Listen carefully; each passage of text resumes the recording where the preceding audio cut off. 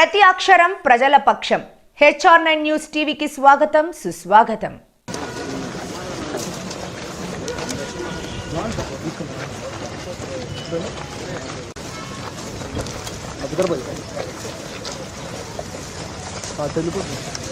నా చెట్లోకి వెళ్ళిపోతున్నా జగన్.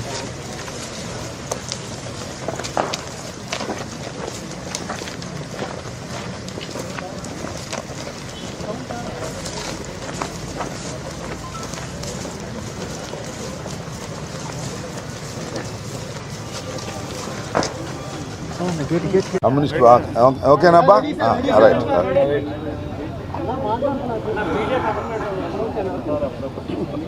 ఈరోజు ఉదయం సుమారుగా 4-5 గంటల సమయంలో వైఎస్ఆర్ కాంగ్రెస్ పార్టీ రాష్ట్ర ఆఫీస్ నిర్మాణంలో ఉన్న కట్టడాన్ని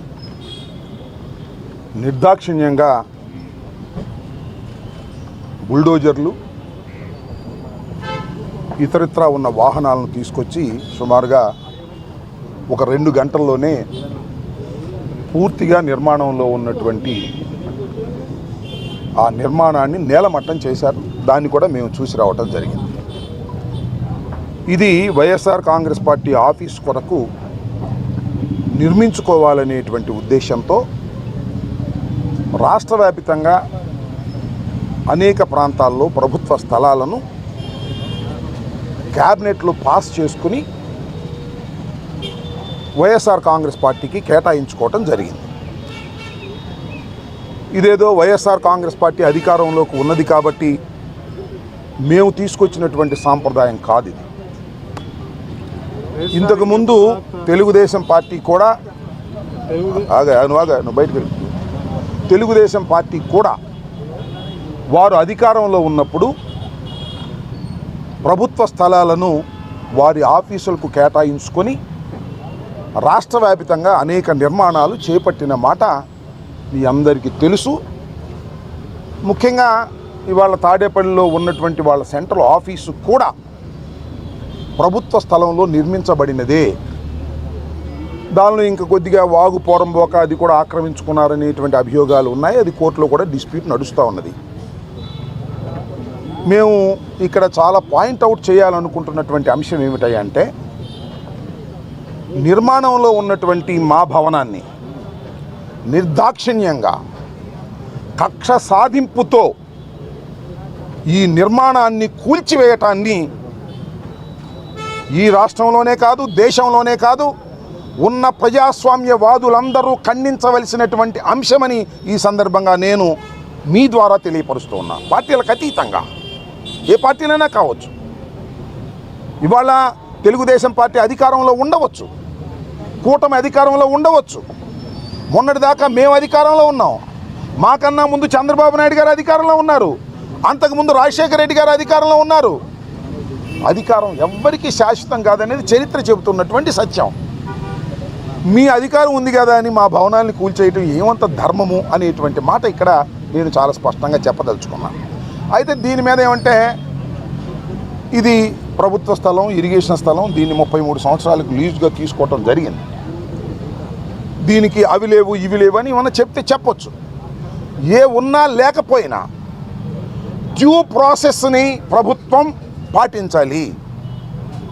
మాకు నిన్న ప్రొవిజనల్ ఆర్డర్ ఇచ్చారు సిఆర్డిఏ వారు. అకార్డింగ్ టు 115 సెక్షన్ ప్రకారం, సిఆర్డి యాక్ట్ ప్రకారం ఒక ప్రొవిజనల్ ఆర్డర్ని సర్వ్ చేశారు. అది ఇచ్చిన తర్వాత 15 రోజుల దాకా టైం ఉంటుంది, సబ్జెక్ట్ టు ది కరెక్షన్. ఈ లోపల మేము హైకోర్టుకు వెళ్ళాం. నిన్న హైకోర్టులో వాదనలు జరిగాయి. వాదనలు జరిగినప్పుడు ప్రభుత్వం వైపు నుంచి కూడా అడ్వకేట్స్ అటెండ్ అయ్యారు. ఆనరబుల్ కోర్టులో వారు ఏం చెప్పారంటే డ్యూ ప్రాసెస్ ప్రకారమే మేము ఫాలో అయ్యి చేస్తాము అని చెప్పారు.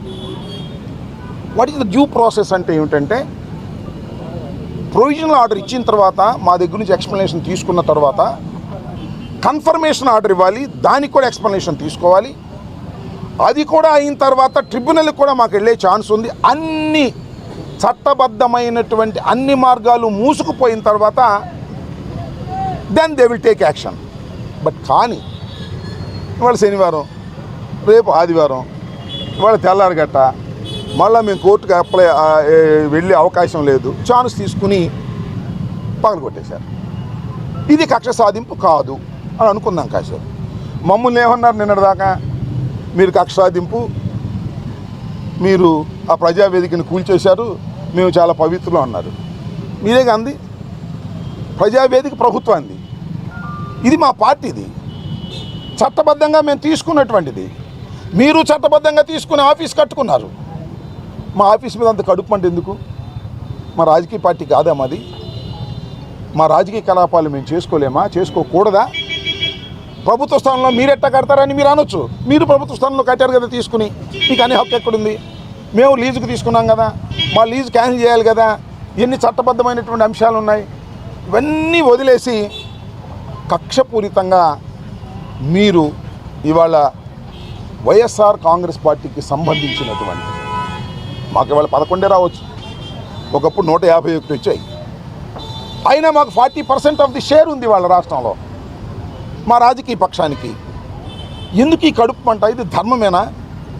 నారా చంద్రబాబు నాయుడు గారు ఆలోచించాలి. ముఖ్యమంత్రిగా 4వసారి మీరు ప్రమాణ స్వీకారం చేశారు, చట్టబద్ధమైన పరిపాలన చేస్తామన్నారు, కక్ష సాధింపులు ఉండవన్నారు. What is this? ధర్మమేనా? ప్రజలు క్షమిస్తారా? ప్రజలు ఆలోచించాలని మనవి చేస్తున్నా. ప్రజలందరూ ఆలోచించవలసినటువంటి అవసరం ఏర్పడింది. ప్రభుత్వం అనాలైందండి వచ్చి 4వ తారీఖు రిజల్ట్స్ వచ్చాయి. ఎన్ని రోజులు అయింది? ఇప్పటికి 16 రోజులు 17 రోజులు అయింది. మీ మంత్రివర్గం ప్రమాణ స్వీకారం అయ్యింది, శాఖలు కూడా పూర్తిగా అందరూ సెటిల్ కాలేదు. కానీ మీరు ఇచ్చిన సూపర్ 6 సూపర్ 7 వాగ్దానాలు ఇంకా అమల్లోకి రాలేదు. వాగ్దానాలు అమలు రాకముందే, ప్రజా పరిపాలన చేయకముందే మీరు విధ్వంసానికి పాల్పడుతున్నారంటే దేనికి మీరు ప్రాముఖ్యత ఇస్తున్నారు?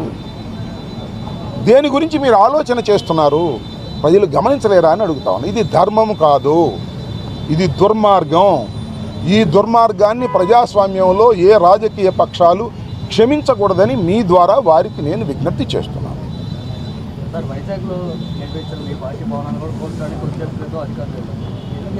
కూల్చడానికి వెళ్ళారు, నోటీస్ ఇవ్వడానికి, ఎనీ హ్యావ్, మీరు దేన్నైనా చేయొచ్చు. అది ప్రభుత్వం, నాట్ ఇండివిజువల్.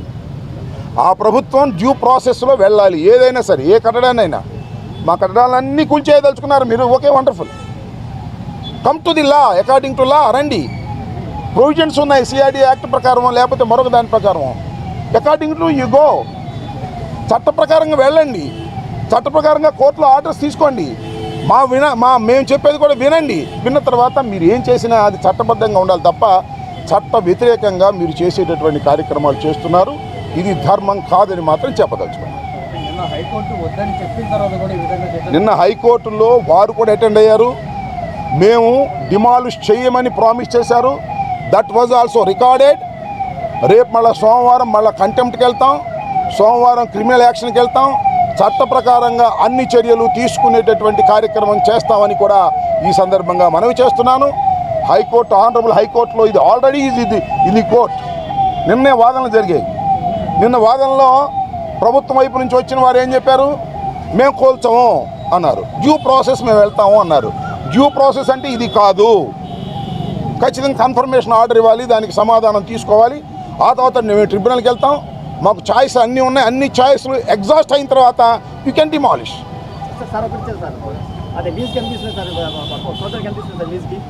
అది నాకు డీటెయిల్స్ నాకు ఇప్పుడు గుర్తులేదు, చెప్తాను. అదే ఒక్క నిమిషం 1000 రూపాయలకి తీసుకున్నామా? నా దగ్గర దానికి డీటెయిల్స్ లేవు. 1000 రూపాయలకి తీసుకున్నామా, 1,00,000 రూపాయలకి తీసుకున్నా, that is a different matter. That was leased. అదంతా వాళ్ళు తీసుకున్నారు కదా తమ్ముడు, వాళ్ళు తీసుకున్నారుగా. అప్పుడు కూడా అడిగా, ఇప్పుడు అడిగా, మంచిదే, ఏం కాదంటలా. That is not the issue here. That is not the issue. ఈ కోల్చడం అనేది ఇష్యూ. మేము తీసుకోవడం తప్ప రైటా, that is a different matter. That will challenge it before the court. There is no problem at all. What I want to say, ఇవాళ కూల్చివేత చట్టబద్ధంగా జరగలేదు, డ్యూ ప్రాసెస్ ప్రకారం జరగలేదు, ఒక కక్ష సాధింపుగా జరిగిందనేది నా ఆరోపణ. అవునో కాదో రాష్ట్ర ప్రజలు ఆలోచించండి. మేము ఓడిపోయి ఉన్నాం. 11 వచ్చాయి. Of course that is a different matter. ఒక్క విషయం నేను అవును ఫ్లో అవునాయి అబ్బా చెబుతూ అడుగుతూ నీకు ఛాన్స్ ఇస్తాను. మేము ఇవాళ ఓడిపోయి ఉండొచ్చు, శాశ్వతం కాదు కదా. ఓటములన్నీ కూడా నడుస్తూ ఉంటాయి, గెలుస్తూ ఉంటాం, ఓడుతూ ఉంటాం. ఇది ఆగాయా నీకెందుకు ప్రైవేట్ బ్యాంక్ నన్ను అడుగా చెప్తాను. సో నేను ఇస్తాను నీకు టైం. సో ఇది ఉన్న వాస్తవం కాబట్టి ఇది కక్ష సాధింపు చర్య అని మేము చెప్పదలుచుకుని మీరు అడగండి sir.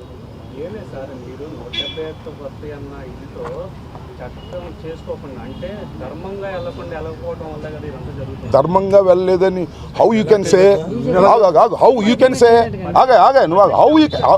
Can say that will be in the కోర్టులో నేను చెప్పండి కోర్టులో ఉంది. కోర్టులో నేను ఇక్కడ పాయింట్ మీరు అర్థం చేసుకోండి. పాయింట్ ఈజ్ కోర్టులో సిఆర్డిఏ అడ్వకేట్ వచ్చి మేము ప్రాసెస్లో వెళ్తాము, డ్యూ కోర్సులో వెళ్తాము, మేము డిమాండ్ చేయము అని నిన్న చెప్పారు. That was recorded. దాన్ని క్వశ్చన్ చేస్తున్నా. ఇక నువ్వు పొలిటికల్గా 100 మాట్లాడితే నేను సమాధానం చెప్పలేను. This is the court issue.